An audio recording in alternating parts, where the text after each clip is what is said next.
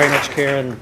As Kieran mentioned, our next speakers from IBM have been hugely committed to supporting LGBT diversity in Ireland and internationally. They're well recognised as being leaders in the field of diversity generally and in supporting their lesbian, gay, bisexual and transgender employees. Moreover, IBM Ireland's support in the production of this guide has been invaluable, both in terms of helping us identify good practice in the workplace, practical ideas, practical actions and strategies that companies can take, and particularly from a HR perspective. So it gives me great pleasure to invite Mr. Ciaran Ennis, Head of Communications, Marketing and Corporate Affairs, and also his colleague, and latterly Dominick Daly, to address you now. Thank you.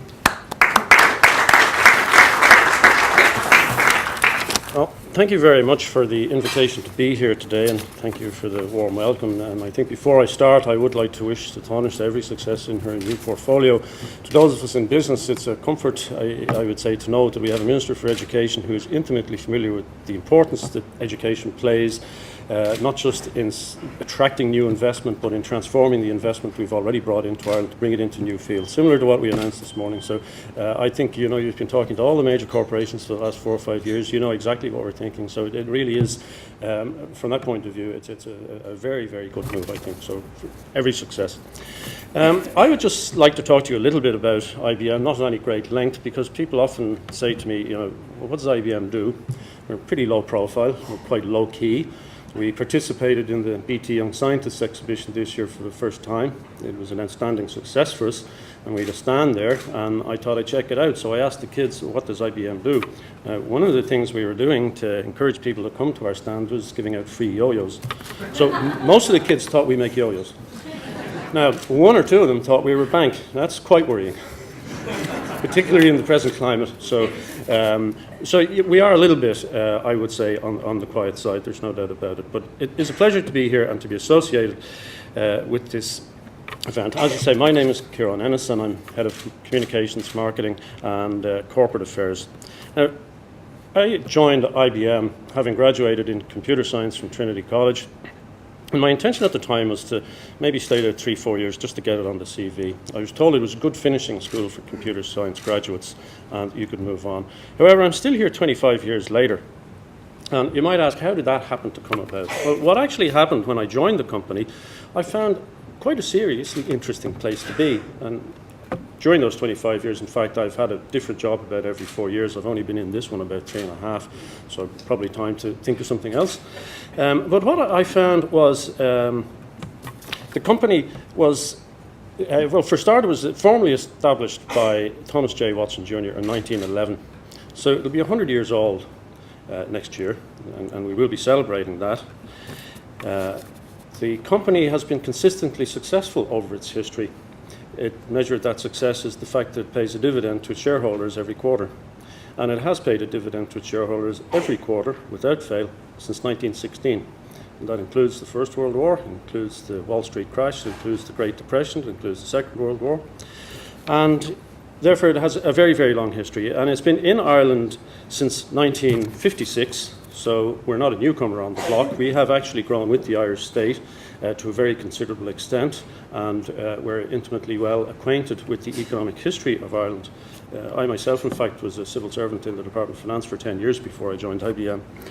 One of the things the company is very good at is transforming itself. And when you look back over it, in the 1920s, it was actually making weighing scales and time recording machines. So if you see any old films of a shopkeeper weighing stuff, because it wasn't pre-packaged in those days, he was probably weighing it on an IBM scales. If you see a photograph of somebody clocking in at a factory, they're probably clocking in using IBM equipment. In the 30s, they moved into tabulating machines, which probably were the forerunners of computers.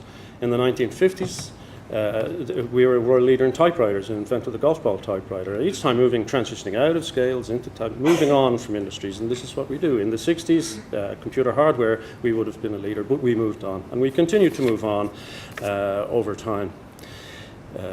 But fundamentally, at its core, IBM as a company is really about progress, and that's why we keep moving on. We're about progress, and we like to work with forward thinkers.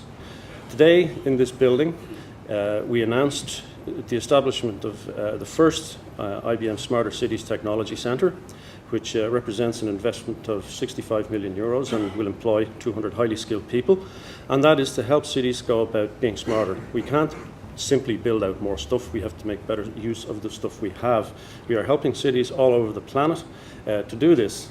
However, we need to centralise that effort to some extent. There's no point to be doing it in a fragmented way, and Dublin has been selected as the place to do that because Dublin is an easy place for us to interact with. It's a suitable sized city to provide a test bed. It has the skills, the universities, the infrastructure.